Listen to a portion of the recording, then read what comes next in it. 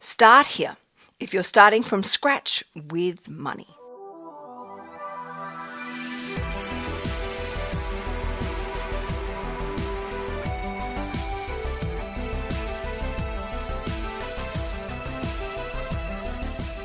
If you feel like you're starting from scratch with money or even starting for the very first time, I want you to know something before we go any further. You are completely safe here.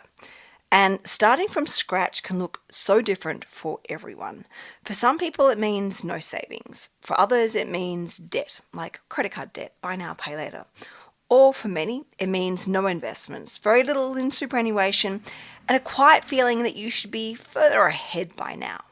But before we talk about the steps or the systems or the strategies, I want to say this clearly. Starting again is not failure. It's an opportunity. It's a beautiful opportunity to do things very differently, with more life experience under your belt, with so much more awareness and more clarity about what really matters to you and actually what makes you feel safe, supported, and loved. And you are not starting from nothing. You're actually starting from a place of knowing so much better. And that is so powerful. When people tell me that they're like starting from scratch all over again, what they're usually describing is actually this. They're living from paycheck to paycheck. They have no buffer. They have consumer debt, the buy now, pay later, credit cards, or sometimes even both. And money stress that is quietly sitting in the background, often keeping them awake at night. Avoiding those bank balances because they feel overwhelming, or tapping their debit card scared that it's going to bounce and decline. But none of that means you're actually bad with money. It actually means life has happened. There has been a shift in priorities. A relationship has perhaps ended, or you've been in survival mode for so long and you're only just coming out of it now. Or perhaps no one ever taught you how to run your money and have a clear system in the first place. But the thing is, the moment you decide that you want things to change, that moment right there where you make that decision for yourself, that is the starting line of a new chapter, an exciting chapter, your chapter. This is not a chapter that is around punishment. It's a chapter about comeback. It's about rebuilding yourself and reinventing yourself, if you like. So instead of judging where you are, I want you to get curious, because the first thing we need isn't actually money right now. It's powerful direction. Before we save, before we start investing, before we fix anything, you need clarity on these two things. And that is, what does your life need right now? And what do you want your money to do for you? Do you need calm? Do you need stability? Do you need safety? Do you need less stress? Do you need more flexibility, more choice, or a greater sense of control? That's where goals and budgeting come together. A budget on its own can feel boring, let's be honest, and restrictive. But a budget that is actually connected to your goals, your exciting goals, the goals that you feel really empowered to have a go at, now that feels purposeful. Your goals do not need to be impressive. Your goals just need to be honest and authentic. So they might be things like a goal to have financial order and calm, a goal to have financial security, a goal to have financial independence, even financial flexibility, or just simply reducing financial stress in your life. Or what I think is important, a goal to feel proud about yourself again when it comes to money. These goals are exclusively yours, not society's, and definitely not social media's. And once you know what you're working towards, the next step is learning how to budget in your life in a way that actually supports those goals, even when money is perhaps particularly tight. Now, this doesn't mean complexity, it just means simplicity. You don't need 10 accounts or complicated spreadsheets that look like international phone books. You just need a really clear cash flow system that works with your life. So together, we're going to start right here, simplicity. I like to keep this really simple when it comes to talking about my cash flow system and the budgeting, and it's built around two simple core accounts, which I teach in the SugarMamma Budget and Cashflow Academy. So the first account is your everyday spending account. This is where your income is deposited, it lands here, and this is where all of your regular expenses flow from. So like rent, mortgage repayments, groceries, gym memberships, bills, fuel, the everyday life. Then the second account is what I call your financial float account. Now, this account is not for investing and it's not your emergency money either. It is your breathing space. It is where you put money in each pay cycle, even if it's only a small amount initially, but money must flow into this account on a regular basis. But what this account does is actually incredibly powerful. It's like the dark horse of your cash flow system. It absorbs the irregular expenses. It smooths out your cash flow and it completely reduces that cash flow panic. It stops you living right on the edge in between paydays. So for many people, just setting up this second account dramatically lowers stress because suddenly life's little surprises don't derail everything.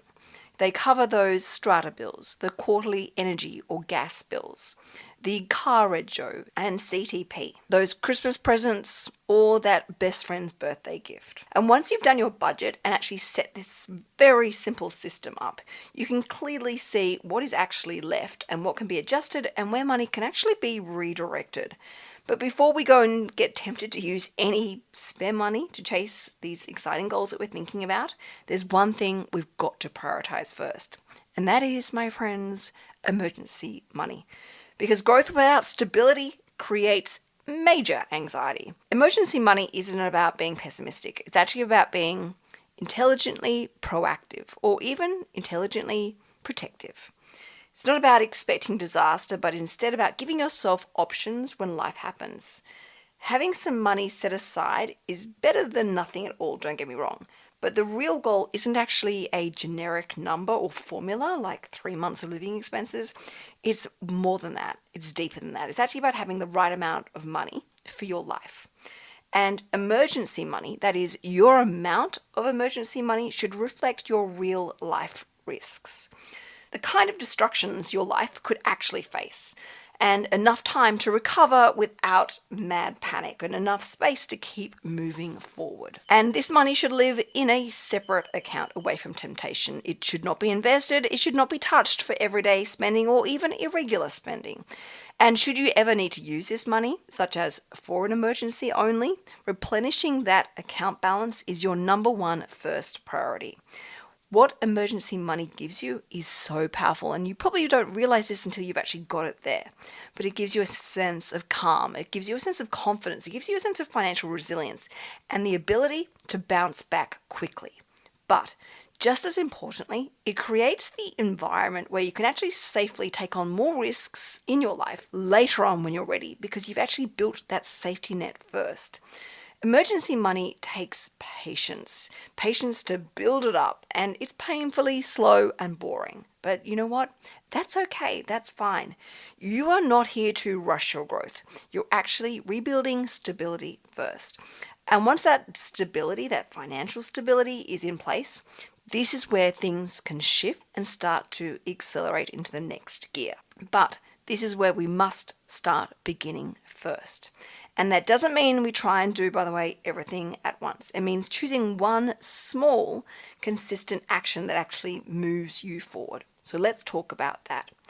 So what does it look like to move forward once you've built those emergency savings? Well, it might be saving on a regular basis, or it might be starting to invest or restarting to invest, or finally engaging with your superannuation. And that may look like getting some advice around consolidating your accounts, or simply learning where your superannuation money has actually been invested and what contributions have been going in, and looking at some numbers as to where you should be at and what you need to do to maybe perhaps make up for lost time. Progress, though, is at this particular stage is not about speed. It's actually about consistency and building your own knowledge. And this is where everything starts to loop back into the budget that we just spoke about. Because goals don't just happen by intention alone. They happen when they're intentionally built into your cash flow system. Again, this is something I teach as part of the Cashflow Academy. And I'll link this obviously in the podcast notes. But this cash flow system is where you return to your budget and you deliberately plug in those goals. Ideally, through automation where you can, so they can, quietly happen in the background without having to rely on your willpower, your organizational skills, or your self-discipline.